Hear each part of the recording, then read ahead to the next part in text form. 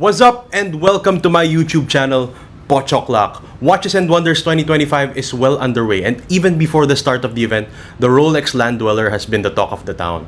That's why I'm here today outside of my regular cadence to talk about the Land Dweller and what you can actually get as alternatives. Let's get right to it. Let's talk about the Land Dweller first. Teddy Baldassar, in his premiere video for the Rolex Land Dweller, said pretty much everything that can be said about this watch. So let me just get to the most important points. It's an all-new watch. There's an all-new bracelet, an all-new case, an all-new dial, and most importantly, an all-new movement. Rolex has a whopping total of 18 patents just for this watch. It comes across 10 different references in 3 different case materials. And speaking about the case and the bracelet of the Rolex Land Dweller are integrated. And this is basically Rolex jumping on the popularity of sports watches with integrated bracelets. Nevertheless though, Rolex is still paying homage to its own historical catalog. In the 1970s, the Rolex had the Oyster Quartz, and the Rolex date just reference 1630. That's where this watch is taking inspiration from primarily. It also comes in 3 different case materials. The first is Rollsor, and as typical of Rolex, that would be the white gold bezel together with the 904L steel case and bracelet. It also comes in the full Everose gold and full platinum. It comes in 2 sizes, the 36mm and 40mm diameters. And this I will say about Rolex. Rolex typically releases watches that are very wearable. Whether you choose the 36mm, which is my personal preference, I love classical sizing, or the 40mm version, I have no doubt this will wear very well on pretty much any wrist. Whatever variant you choose, the Rolex Land Dweller comes in a honeycomb dial pattern.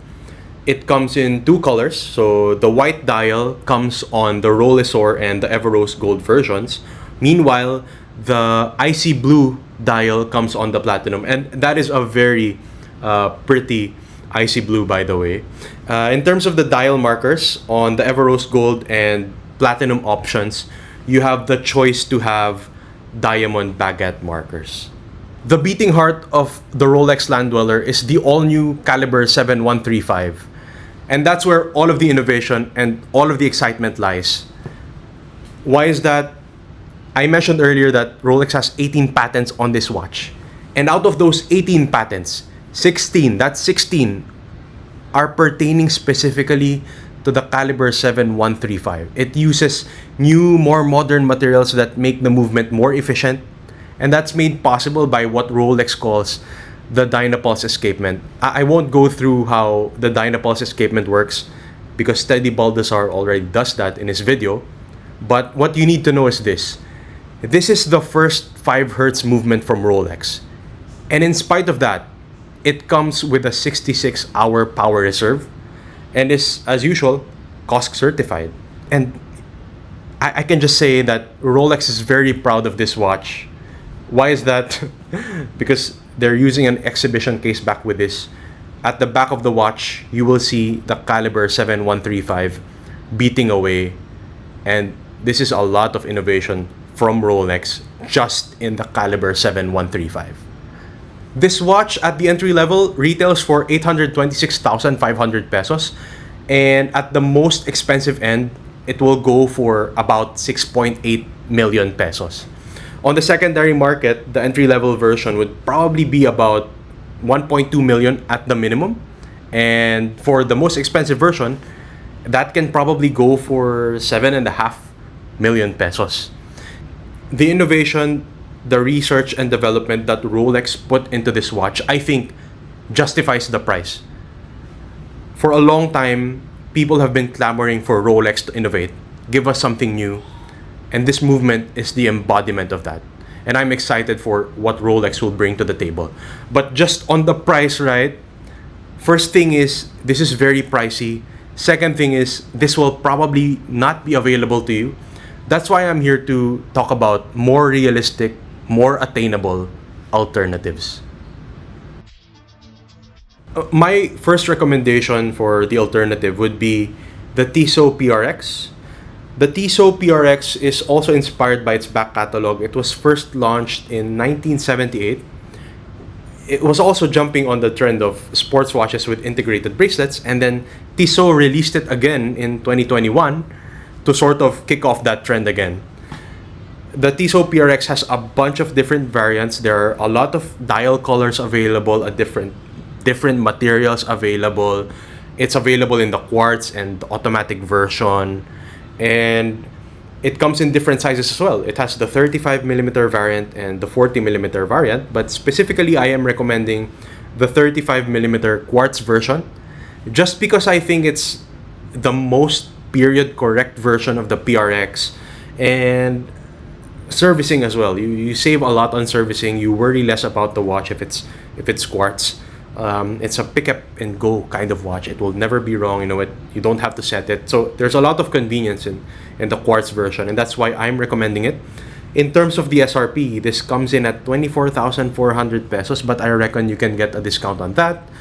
And that's whether you get the 35 or 40mm, as long as you get it in the quartz version.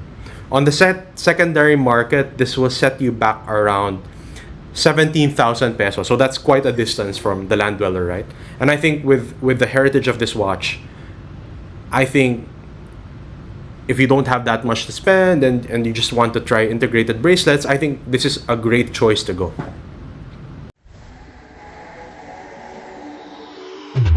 The second watch that I have for you would be the Citizen Suyosa.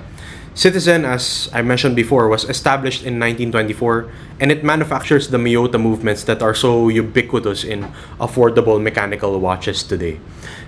The Suyosa, though, specifically, unlike the PRX that I spoke of before, it's an all-new watch. It doesn't pull from a back catalog of Citizen watches. It's quite new, and it has a variety of different dial options, just in terms of the dial color, the dial texture, the dial configuration. It has a small seconds version, and it comes in two different sizes, in 37 and 40mm. It's powered by the Miyota movement, so that makes this watch in-house, sort of, right? And in terms of the SRP, it would be almost 24,000 pesos, but I think you might get a discount for it. And on the secondary market, it costs around 17,000 pesos the last time that I checked. And even if this is not historical, I think this is a great watch, and the choice that you have with this watch, I think the dial finishes are beautiful. I think the small seconds hand is something that I would personally get. At one point in time, as I was about to get it, but I got impatient, so I went for a different watch. But I think the Suyosa is a great alternative for the Land Dweller. The last alternative, and might I add, my favorite alternative that I'm about to suggest to you, would be the Tudor Royale. Tudor was established by Hans Wilsdorf, the same guy who founded Rolex, and he intended Tudor to be the affordable version of Rolex. He wanted to make it more available to the people. And today, that's also true. For me, the Tudor Royale is sort of the more affordable version of the Land Dweller. But the difference this time is the Tudor Royale was released earlier. It was released in 2020. That's 5 years ago. And this watch, I think it has a lot to offer. First, in terms of the case size, it's available in 28mm, 34mm, 38mm, and finally 41mm variants. Across all of those variants, there's a date display, but on the 41mm variant, it also has a day display. So it's a day-date sort of model. It comes with a variety of different dial colors and markers to choose from. There are steel and two-tone versions of this watch. And I think quite importantly, sort of the polar opposite of Rolex, which made the caliber 7135 specifically for the Land Dweller, this watch uses ATA-based and Sellita-based movements. And for me, that can be a good or a bad thing. But when you're thinking about costs, when you're thinking about serviceability, that's actually a good thing. Because with the caliber 7135 being an all-new movement, obviously Rolex tested it well, but it still goes with a couple of risks, right? There's a risk that you might not be able to use the watch. Okay, it will come under warranty for sure, but beyond that warranty period, when you service it, you really have to take it to Rolex. With the Tudor, it's a mass market movement with ATA-based movements and Salita-based movements, and you can take this to pretty much any watchmaker and they will fix the watch for you. So that's why I think it makes sense to use the off-the-shelf movement as an advantage this time. Not discounting that the 7135 is a beautiful, innovative, exciting movement, right? The SRP for this watch is 144,500 for the steel 38mm variant, which is my primary recommendation. But it goes a bit lower for the smaller cases and a bit higher for the 41mm variant. For the 38mm variant on the secondary market, I've found it around 110,000 pesos. And let me just say this, technically or virtually, this watch is also from Rolex. So if you're the type of person who just says, I love the Land Dweller because it's from Rolex, well, this watch is from Rolex too, and it's multiples more affordable. So I think you just cannot dismiss the Tudor Royale at this point. The Tudor Royale is a watch that I considered for myself as well, similar to the Citizen, but I just said maybe I'll save up a bit more for a watch that I really targeted, and that's the watch I'm wearing now, by the way. Yeah, so I think this is a great alternative. The Tudor Royale is not spoken of a lot in these circles, but for me, at the time that the Rolex Land Dweller is already here, I think it's time to talk about the Tudor Royale as a great, viable alternative.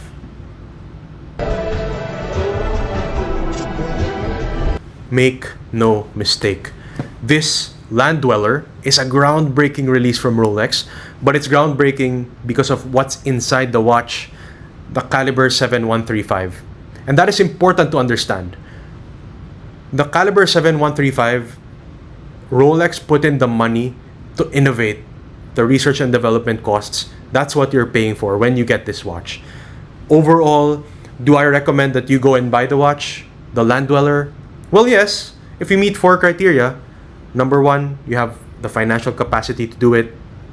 Number 2, it's available to you at retail. Number 3, you really like the design. And number 4, you understand what you are paying for. And like I said, over and over again, you are paying for the Rolex caliber 7135. That's what's on the inside, not the outside. So if you're looking for a watch that looks like this, you have a lot of other options out there. And for most people, you will not be able to meet the 4 criteria.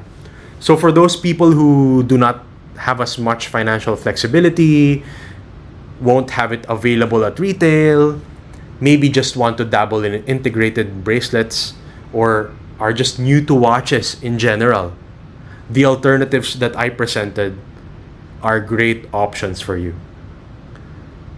That's pretty much it.